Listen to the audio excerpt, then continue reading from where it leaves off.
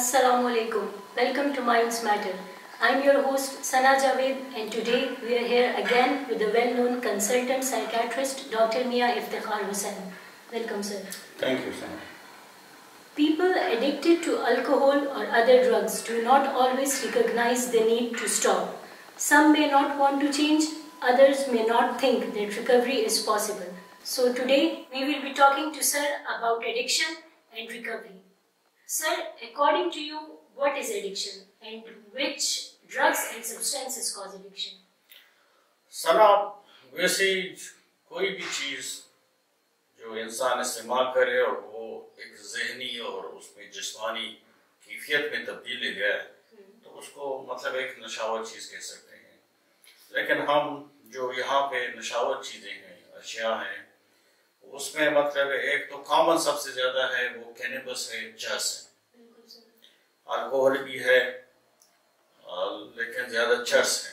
इसके अलावा ओपिएट्स में मतलब ओपियम है, हेरोइन है जो सेडेटिव है। आजकल ये स्टिमुलेंट टाइप ड्रग आ गई है जिसको मेथाम्फेटामिन या आइस कहते हैं। आइस के साथ एक्टिसी टेबलेट्स भी हैं जिसमें कैफीन, एफेड्रीन और मेथाम्फेटामिन ये सब शामिल होती हैं। उसके बाद कोकेन भी है। इसके अलावा वो इनहेलेंट भी है, ये समर बांड जिस तरह वो स्मेल करते हैं। तो ये कॉमन चीज़ें यहाँ पे मतलब इस्तेमाल होती है हमारे माशरे में नशावर चीज़ों के तौर पर। सर, क्या नशा या एडिक्शन के लिए साइकियाट्रिक प्रैक्टिस में कोई स्पेसिफिक टर्म यूज किया जाता है? पहले तो एक एडिक्शन कॉमन थी टर्मिनोलॉजी, लेकिन अब उसको कहते हैं मतलब सब्सटेंस यूज डिसऑर्डर। मतलब ये चीजें जो है सब्सटेंस या ड्रग्स का यूज या मिसयूज ICD-10 और DSM क्लासिफिकेशन में मतलब है जो इसमें है मिसयूज या अब्यूज या हार्मफुल यूज, ये टर्मिनोलॉजी इस्तेमाल होती है। इसमें फिर एक इंटॉक्सिकेशन हो गया, एक दफा एकदम ज्यादा ले ले तो वो एक मतलब एक जिसकी ज़हनी और जिस्मानी कैफियत बदल देती है। उसमें उल्टी बातें भी शुरू कर लेता है, गुस्से भी करता है, शक भी करता है, मारधाड़ भी करता है। मतलब जब तक उसका असर बाकी रहता है वो इस मरहले से गुजरता है, लेकिन जब वो बदन से खारिज हो जाते हैं वो नॉर्मल हो जाता है। इसके अलावा फिर ये टॉलरेंस है, एक डिपेंडेंस है, ये चीजें। और जब टॉलरेंस और डिपेंडेंस डेवलप हो जाए तो फिर उससे निकलना उस बंदे के लिए बड़ा मुश्किल हो जाता है। टॉलरेंस जो है वो ये है कि जो भी शख्स कोई नशावर चीज शुरू करे, सपोज हेरोइन शुरू करे या चरस शुरू करे या आइस शुरू करे, वो सपोज वो 1/2 ग्राम से शुरू करे तो कुछ अरसे तक तो उसकी एक कैफियत होती है यूफोरिया की, एक हल्का फुल्का महसूस करता है या एक आसूदगी का, एक खुशी का, एक सरूर का वो इसको एहसास होता है। उसकी एंजाइटी भी खत्म हो जाती है। लेकिन कुछ अरसे के लिए वही ड्रग, वही आधा ग्राम वो कैफियत पैदा नहीं करती जो पहले क्या करती थी। तो उसको मजबूर हो जाता है कि 1/2 ग्राम से फिर 1 ग्राम कर ले ताकि वो कैफियत वो हासिल कर सके जो पहले हासिल किया, आधे ग्राम में हासिल किया करता था। तो इसके साथ इस तरह वो डोज बढ़ता रहता है उसका, 1/2 ग्राम से फिर 1 ग्राम, फिर 1.5 ग्राम, फिर 2 ग्राम, फिर 3, 5, 6 ग्राम तक चला जाता है। और फिर ऐसी हालत आती है कि वो फिर छोड़ नहीं सकता उसको। अगर छोड़ना चाहता है तो उसको فیزولوجیکل اور سائیکولوجیکل اس پہ مطلب اس کے وڈرال سمٹم شروع ہو جاتے ہیں. اس میں مطلب ایک بہت ایک ارج ہوتی ہے، طلب ہوتی ہے ڈرگ لینے کی، کریو ہوتی ہے، بے چینی ہوتی ہے، نیند نہیں آتی، سویٹنگ ہوتی ہے، ٹریمرز ہوتی ہے، فیئرفل ہو جاتا ہے کہ غصہ آتا ہے، اس کو چین نہیں ہوتی، چین نہیں آتی، نیند نہیں آتی، اور اتنا بدن دکھتا ہے کہ وہ اس عذاب سے وہ گزر نہیں سکتا. تو وہ مجبوراً وہ ڈرگ کی ہر شکل میں مطلب وہ حاصل کرنے کی کوشش کرتا ہے. ان ڈرگ اشیاء کے ساتھ ساتھ میں ایک چیز بھول گیا ہوں، ایک نارکوٹک انجیکشنز بھی ہیں، جس طرح پینٹازوسین ہے، نلبین ہے، ٹریماڈول ہے، یہ انجیکشنز بھی ہیں، یہ بھی لوگ استعمال کرتے ہیں. کبھی آپریشن میں اس کا ہو جاتے ہیں تو ڈاکٹر لکھ دیتے ہیں 1-2-3 انجیکشن کے بعد پھر وہ خود لگانا شروع کر دیتا ہے، یا کسی کو سجیسٹ کرتا ہے کہ یہ دوسرے کو کہ یہ اکثر یہ جو کیمسٹ ہیں یا جو ہیلتھ سے ریلیٹڈ ہے کہ یہ لگا لو ذرا سرور میں ہو جاؤ گے، وہ لگا لیتا ہے اور پھر اس کے بعد وہ عادی ہو جاتا ہے. تو یہ چیزیں بھی مطلب اس میں شامل ہیں. سر نشے کی ایڈکشن کی کازز کیا ہیں؟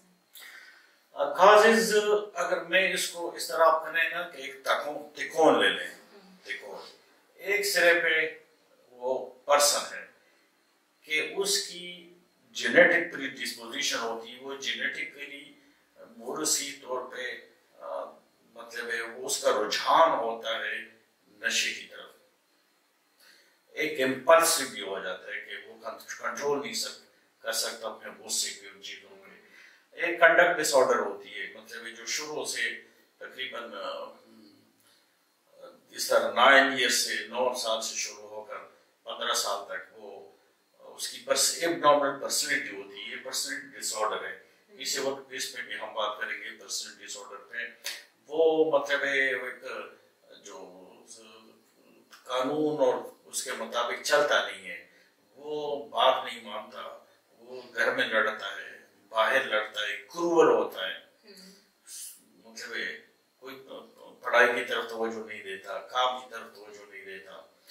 تو وہ ایک کنڈکٹ ڈس آرڈر جب 18 ایئر تک ہو جائے تو اس کے بعد اس کو ہم اینٹی سوشل پرسنالٹی ڈس آرڈر کہتے ہیں. جو وہ مطلب کرائمز کی طرف جاتا ہے، ڈرگس کی طرف جاتا ہے، مطلب انلافل ایکٹس کی طرف جاتا ہے، سیکشول انڈلجنس جنسی چیز عمل میں مطلب وہ ڈج ہو جاتا ہے. تو ایک یہ پرسنالٹی ڈس آرڈر ہے اور پرسن پہ بھی ڈیپینڈ ہے کہ وہ مطلب اس کی رجحان ہوتی ہے.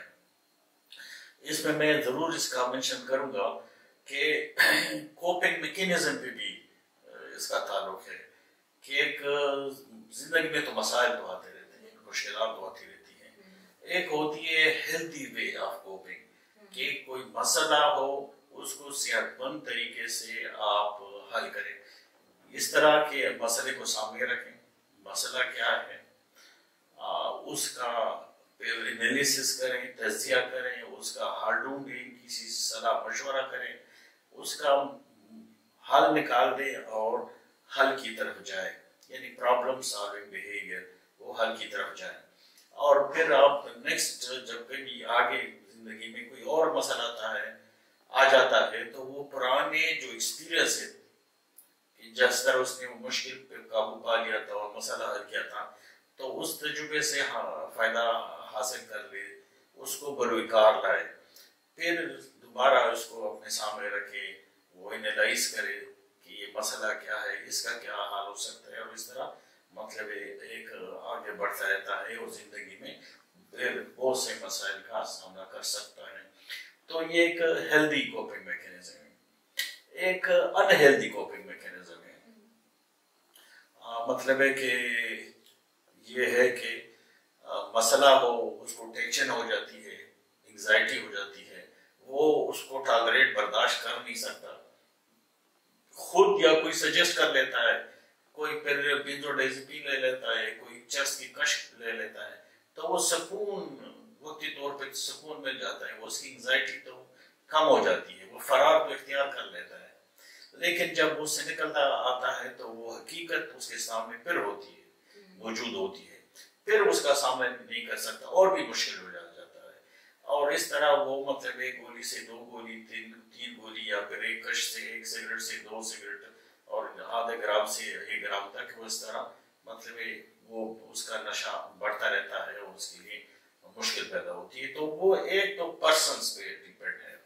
दूसरे कोने पे अगर हम ले लें कि अगर अवेलेबिलिटी हो, घर में कोई पीता हो ड्रिंक, कोई ड्रिंक करता हो, कोई चर्स पीता हो, कोई हेरोइन पीता हो, अब घर में अवेलेबल हो, ठीक है, इर्द गिर्द सोसाइटी में लोग मतलब वो पीते रहते हैं, अवेलेबल हो चीज, तो एक तो दूसरा ये है कि अवेलेबिलिटी होगी तब वो ले सकेगा, वो लेगा। अगर अवेलेबिलिटी ना हो तो कहाँ से लेगा?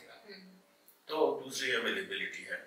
थर्ड जो है वो इन्वायरमेंट पे भी डिपेंड है। इन्वायरमेंट्स घर का भी हो सकता है कि घर में हालात किस तरह है, माहौल किस तरह है, एक दोस्ताना सा माहौल है, या माँ बाप आपस में लड़ते रहते हैं, या उनकी मतलब डिवोर्स हो जाती है, तलाक हो जाती है, या शादियां टूट जाती हैं, लड़ाई झगड़े होते हैं, हर वक्त टेंशन होती है, तो वो मतलब भी उस पर भी मतलब डिपेंडेंट है। एक ये भी मैं कहना चाहूँगा जनरली कि जब इस तरह केसेस आते हैं तो मैं उनको कहता हूँ कि माँ बाप को भी कि ज़रूरत से ज़्यादा सख्ती भी अच्छी नहीं है। ज़रूरत से ज़्यादा सख्ती हो, वो एंजाइटी, टेंशन, बच्चे बढ़ेंगे उसमें, इनसिक्योरिटी और टेंशन होगी, उसका भी एहतमाल होता है कि नशे की तरफ जाए। लेकिन बेजा आज़ादी भी ठीक नहीं है कि बेवक्त और बेजा आज़ादी हो और हर तरफ हुकूमत फेरे और ना उसकी कोई सुपरविजन हो, तो वो भी ये रिस्क है, एहतमाल होता है कि वो नशे की तरफ जाए। फिर लाइफ में क्राइसिस आ जाते हैं, पॉवर्टी अगर है, गुर्बत है, बेरोजगारी है, कोई मसाइल आ जाए, मुश्किलात आ जाए, मतलब इस तरह हादसात पेश आ जाए, तो वो भी मतलब है कि उसका मतलब उसमें अमल दखल है। बड़ा इम्पोर्टेंट ये है कि जब लड़का बच्चा घर में होता है, फिर स्कूल में, फिर कॉलेज में, तो वो मतलब जब सोसाइटी में जाता है और उसकी इंटरेक्शन होती है तो वो ग्रुप्स बनते हैं दोस्तों के, तो ये पीयर ग्रुप का भी बड़ा इसमें अमल दखल है, क्योंकि वो पीयर ग्रुप इस तरह पीयर ग्रुप में इस किस्म दोस्तों में वो शामिल हो जाए कि वो नशा करते हो, तो फिर ये है कि इस उम्र में उसकी अपनी पर्सनैलिटी डेवलप नहीं होती, तो उस ग्रुप का मेंबर होने के नाते और उसके मयार को उतरने के लिए फिर उसकी ग्रुप की साइकोलॉजी उस पर गालिब आ जाती है और वो फिर नशे की तरफ मतलब मायल हो जाता है। कभी कभी वो कहता है कि थ्रिल सीकिंग की बात है कि इसमें क्या है, एक्सपेरिमेंट में करूं कि ये क्या चीज़ है, तो सजेस्ट भी कर लेते हैं या खुद कि मैं देख लेता हूँ इसमें क्या चस्का है, क्या है। और कभी ये उनको गलतफहमी भी होती कि नहीं, मुझ पे कोई चीज़ असर नहीं कर सकती और मुझे कोई मतलब नशा कोई कंट्रोल नहीं कर सकता हो, मैं कर लूँगा, एक्सपेरिमेंट कर लूँगा। तो वो एक्सपेरिमेंटल भी मतलब है कि वो चीज़ें इसकी तरफ चले जाते हैं। तो वो पीयर ग्रुप का बड़ा इम्पोर्टेंट रोल है दोस्तों की सिलेक्शन का। तो ये मतलब एक इसमें सारा मिल मिला के यानी ये चीज़ें हैं। This brings us to the end of our first segment about drug addiction. Stay tuned for another episode. Until then, Allah Hafiz.